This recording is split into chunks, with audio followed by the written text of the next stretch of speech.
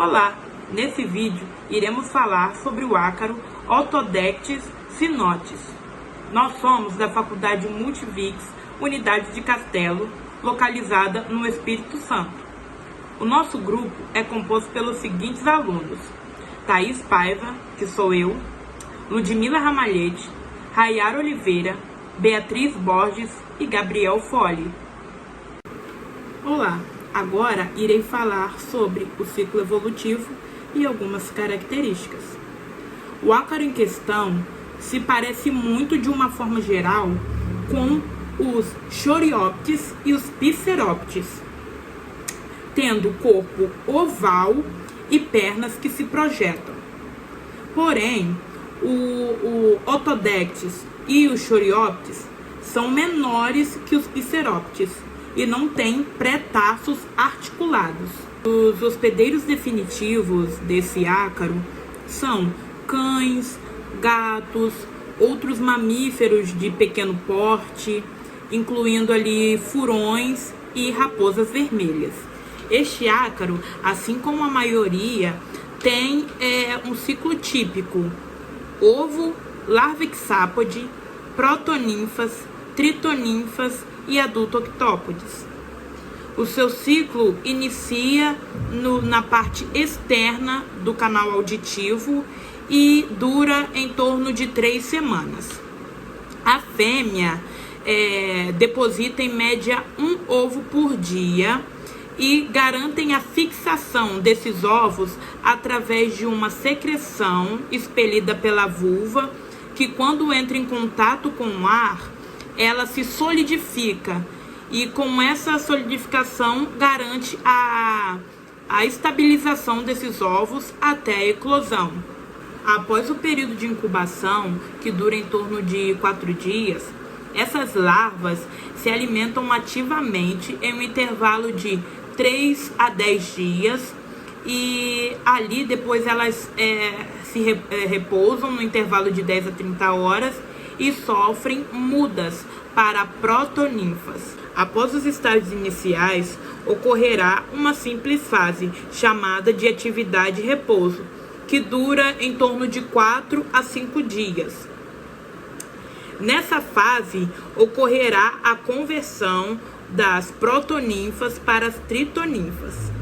Essas tritoninfas têm ventosas na parte dorsal posterior, que, quando encontram um macho adulto, essas ventosas se fixam a ele, e aí vai acontecer o seguinte: se essas tritoninfas se evoluírem para uma fêmea adulta, através dessa fixação, dessa conexão, ocorrerá a fecundação e a produção dos ovos.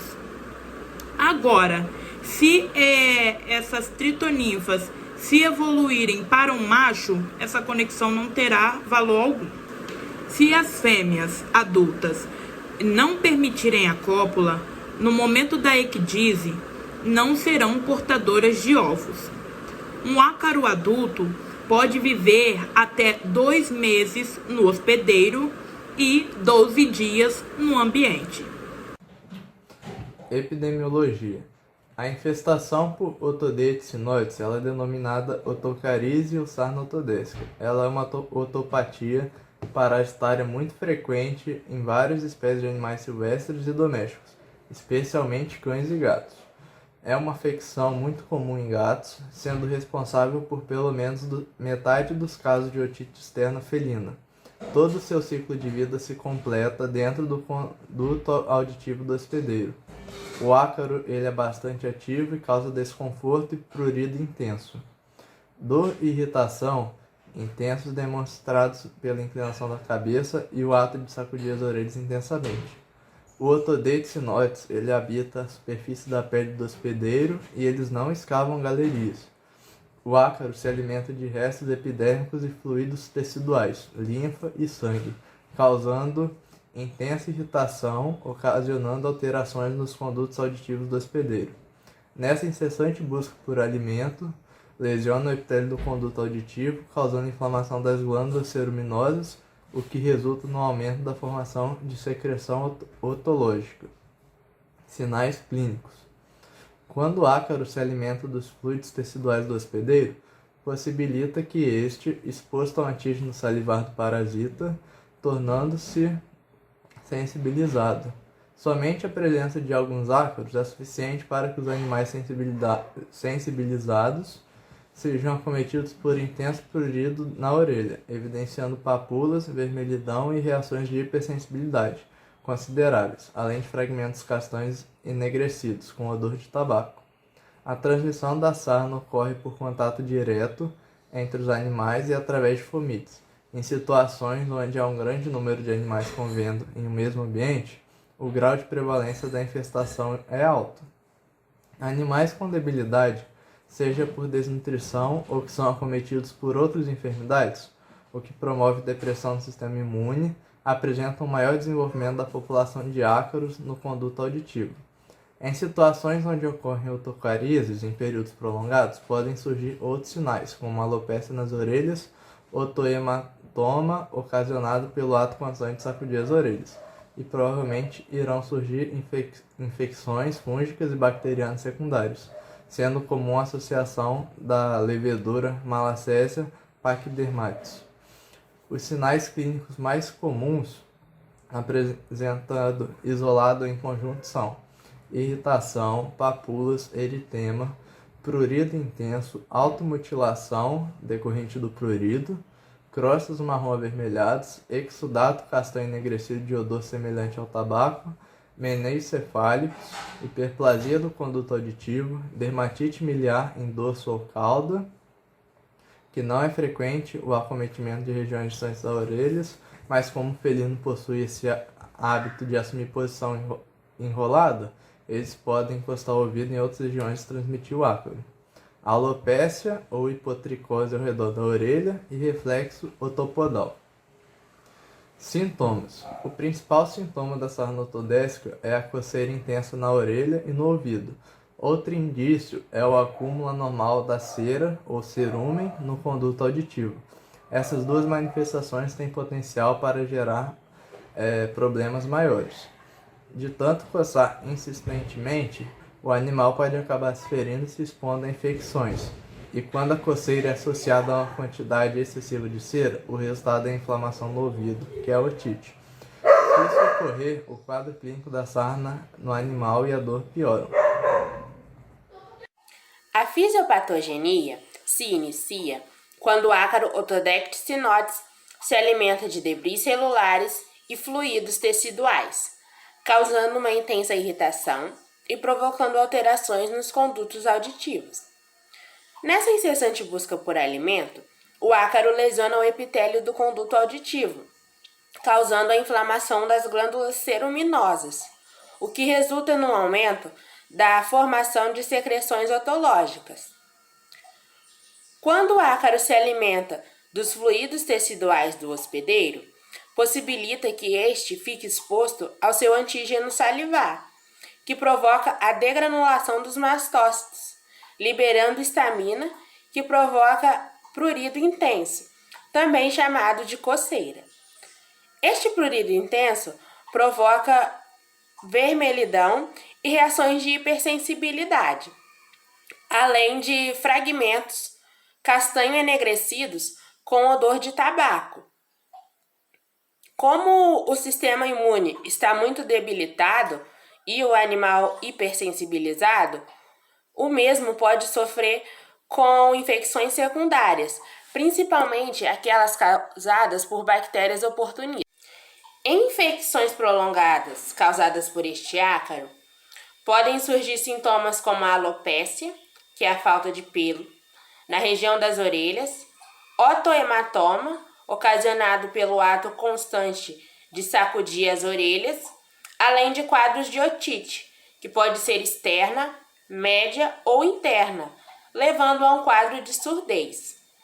Também pode ocorrer lesão do nervo vestíbulo coclear, levando à síndrome vestibular periférica, caracterizada por quadros de ataxia, que é a perda do equilíbrio pelo paciente. Nessa primeira imagem, podemos ver um exudado ceruminoso causado pela presença do ácaro Otodectes sinotes, Já na segunda imagem, podemos ver um otohematoma na região da orelha de um gato. Bom, para realizar o diagnóstico, primeiramente é fundamental fazer uma boa anamnese desse animal, buscar o histórico clínico dele, observar quais são os sinais que ele apresentou, que ele está apresentando, fazer um exame clínico geral. Logo em seguida, é feita a otoscopia.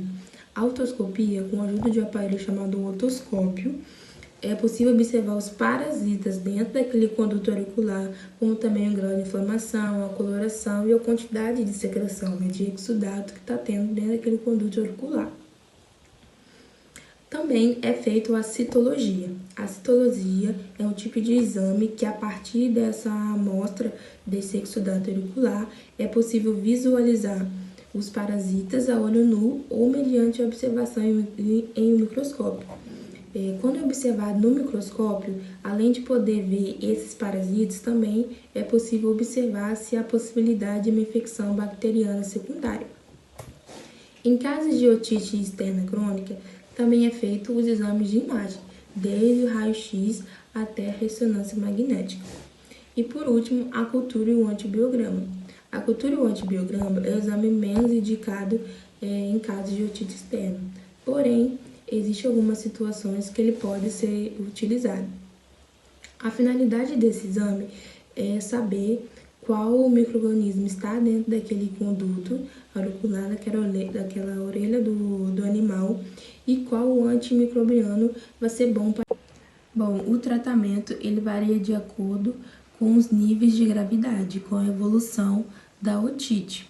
Em quadros clínicos, pode ser utilizado apenas o tratamento tópico, ou seja, no local, ou em outros casos, também pode ser usado medicações orais associado a esse tratamento tópico. Em primeiro lugar, é fundamental que haja limpeza, tanto do local que o animal vive, com parasiticidas, quanto do ouvido desse animal. É fundamental, é muito importante que haja limpeza desse ouvido, para que a medicação consiga entrar em contato com o epitélio auricular de maneira adequada, além de reduzir a proliferação bacteriana. Um agente de limpeza muito utilizado são os senominolíticos, que a frequência que é usada depende da gravidade da otite. É importante ressaltar que esses senominolíticos é contraindicado se houver alguma ruptura da membrana do tímpano. Bom, para o tratamento tópico, existem 4 princípios ativos que estão presentes praticamente em todas as preparações tópicas, que são os parasiticidas, os antibióticos, os anti-inflamatórios e os antifúngicos. É muito utilizado os aminoglicosídeos, como a gentamicina, que tem ação rápida e eficaz contra esses patógenos da otite externa. Também são utilizados os antimicrobianos TRISA-TDA, que geralmente são usados quando a otite externa é causada por uma bactéria gram-negativa. Esses antimicrobianos afetam a parede da membrana da bactéria, deixando ela mais porosa. E isso faz com que as outras medicações que não estavam funcionando passem a funcionar para combatê-los.